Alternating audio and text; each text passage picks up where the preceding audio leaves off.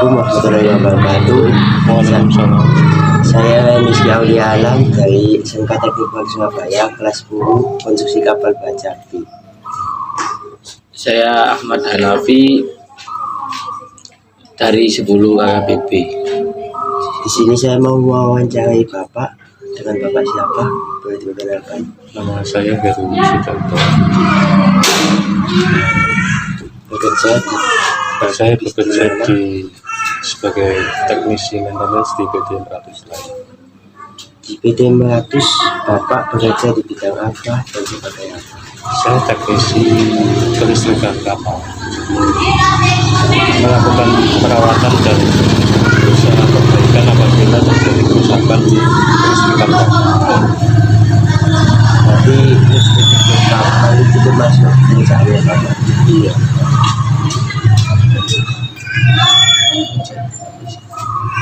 Ada berapa bidang di perusahaan PT Meratus?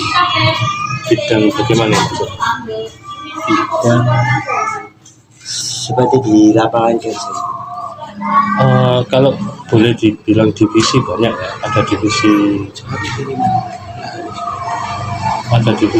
apa? Ship manajemen, ada divisi kontainer, ada divisi logistik, ada divisi forwarding, banyak sekali. Tapi itu masing-masing anak perusahaan, jadi berbeda-beda. Tapi dalam satu grup Meratus lah.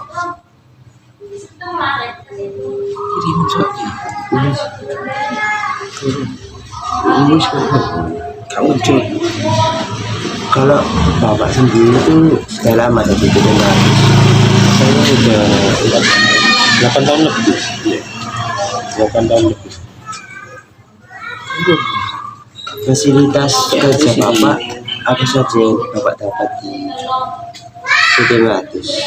Fasilitas itu yang bagaimana ya? Umum ya. Fasilitas seperti Gaji itu juga termasuk fasilitas kan?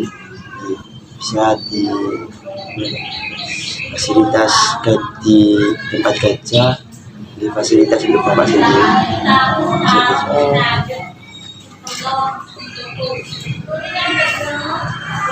Ya, kalau misalkan kita melakukan perbaikannya itu terjadi di luar kota misalkan ya otomatis kita dapat penginapan. Itu mungkin yang dimaksud dengan fasilitas. Ya. Kalau fasilitas untuk Bapak sendiri di tempat kerja itu kita dapat apa? Ada laptop, kalau itu bisa dibilang fasilitas dari perusahaan. Jadi semacam dipinjami khusus buat saya dan yang lain juga khusus buat mereka gitu. Satu persatu.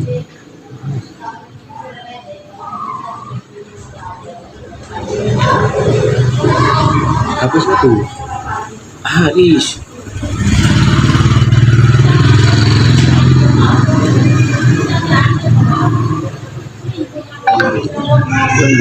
Kalau mengerjakan satu kapal itu biasanya berapa lama? Macam-macam ya. Apa yang terjadi kalau misalkan terjadi kerusakannya apa dulu? Misalkan contohnya ini ya, kalau motor itu kan bisa mogok, kapal juga bisa. Artinya apa? Mesinnya tidak bisa running. Faktor mesin tidak bisa running itu kan macam-macam. Bisa kontrolnya, bisa mekaniknya. Mekanik saya nggak menangani, ada divisi mekanik. Saya menangani yang elektrik sama elektronik. Kalau misalkan di motor zaman sekarang ada ECU kayak gitu, nah itu divisi saya sebagai elektrisian. Kalau pembetulan listrik itu pada pembuatan kapal itu di finishing apa di awal? Apa? Kalau membetulkan listrik itu Pak, pas pembuatan kapal itu di akhir apa di awal? Kalau bangunan baru kapal itu sebenarnya bersamaan, ada tahapan-tahapannya, jadi nggak bisa di akhir atau nggak bisa di awal. Tapi yang jelas yang mendahului pasti konstruksi bangunan dulu. Tapi setelah bangunan itu ada semacam misalkan kabel tray yang sudah harus disertakan pada saat blok-blok bangunan kapal baru. Pipa juga mengikuti kan.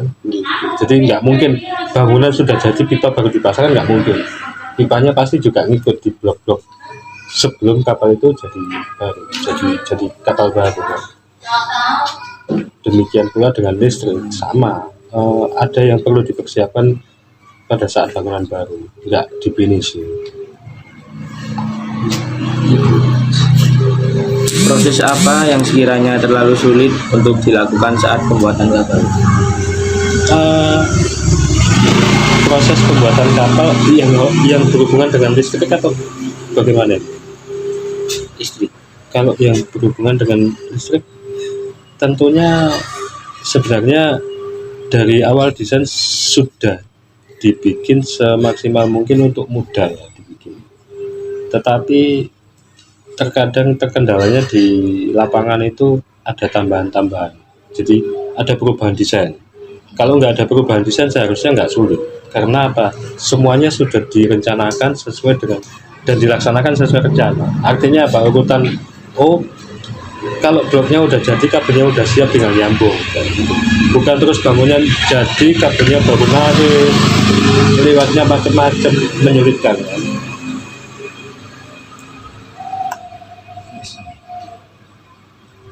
Standar K3 apa yang diterapkan di PT Muradi? Standar K3 yang saya tahu ya APD, alat pelindung diri. Termasuk salah satunya juga harness kalau kita melakukan instalasi antena di ketinggian ya, harus ada harness semacam itu. Dan safety helmet, safety shoes, wepa ada.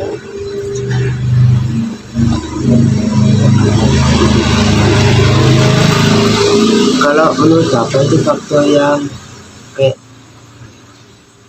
biasanya kan ada kayak ada yang pakai APD, kadang ada sih ngenteng nggak pakai APD. Itu ada sanksi. Nah gitu itu kenapa sih alasannya biasanya?